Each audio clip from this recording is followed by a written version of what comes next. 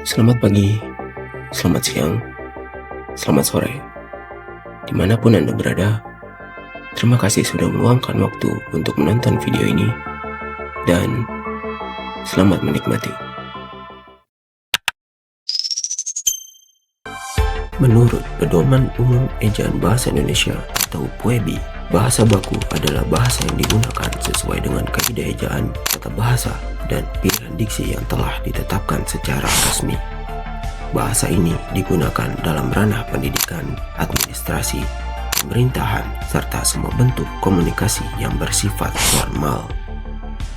Sebaliknya, bahasa tidak baku adalah bentuk bahasa yang digunakan secara bebas, seringkali muncul dalam percakapan sehari-hari, media sosial, atau komunikasi informal. Bahasa ini biasanya mengandung unsur singkatan tidak resmi, kosakata gaul, atau struktur kalimat yang tidak mengikuti kaidah bahasa Indonesia yang baku.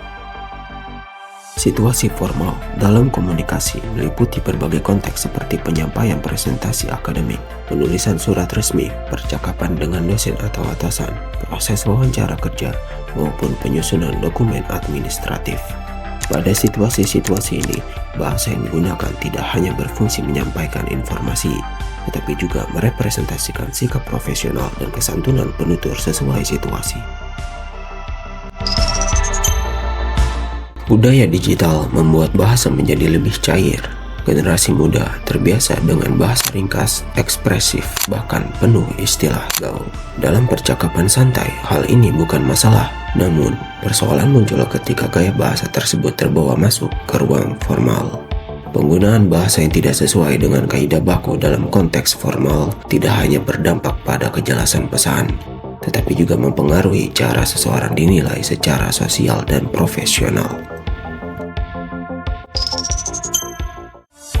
Formal tidak hanya menuntut kejelasan, tetapi juga kesantunan.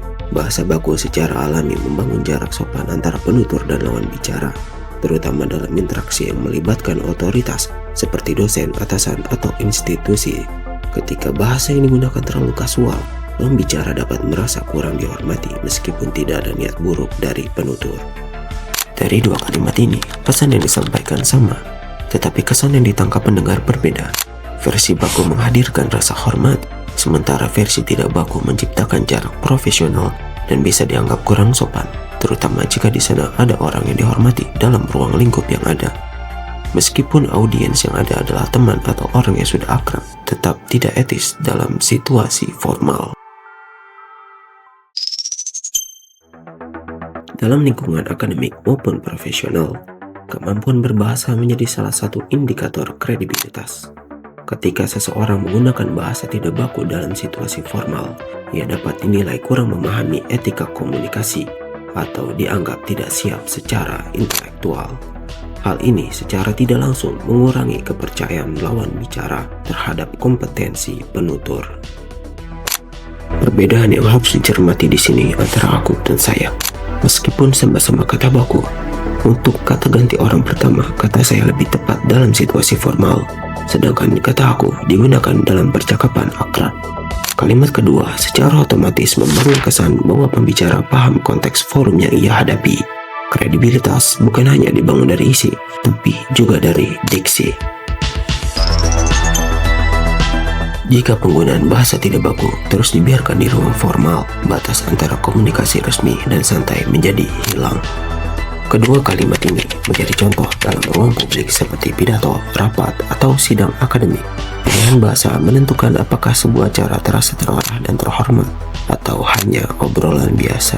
Jika gaya bahasa santai terus digunakan tanpa filter, bisa berakibat terhadap karakter seseorang dan budaya bahasa itu sendiri. Karena bahasa membentuk cara berpikir, semakin teratur pilihan diksi seseorang, semakin terstruktur pula cara ia menyampaikan gagasan. Ini yang disebut kedewasaan linguistik. Dari contoh dampak kedua dan ketiga, kita tahu bahwa meskipun kata tersebut sama-sama baku, tapi ada kata yang lebih tepat untuk digunakan dalam situasi formal. Topik ini memang bergesekan dengan bahasa formal, tapi ada perbedaan di antara keduanya, di mana bahasa baku belum tentu formal, tapi bahasa formal sudah pasti baku. Dengan demikian, penggunaan bahasa baku bukan sekadar soal mengikuti aturan tata bahasa. Lebih dari itu, bahasa baku adalah bentuk tanggung jawab komunikasi dan cerminan kesadaran terhadap situasi. Bahasa baku membantu pesan disampaikan dengan jelas, sopan, dan profesional, sehingga penerimanya dapat menangkap maksud secara tepat tanpa menimbulkan interpretasi yang keliru. Sebagaimana dikatakan oleh Abdul Khair, bahasa adalah cermin pikiran. Cara kita memilih kata, menyusun kalimat, dan menyampaikan pesan menunjukkan bagaimana kita menghargai diri sendiri, lawan bicara, dan situasi yang sedang dihadapi.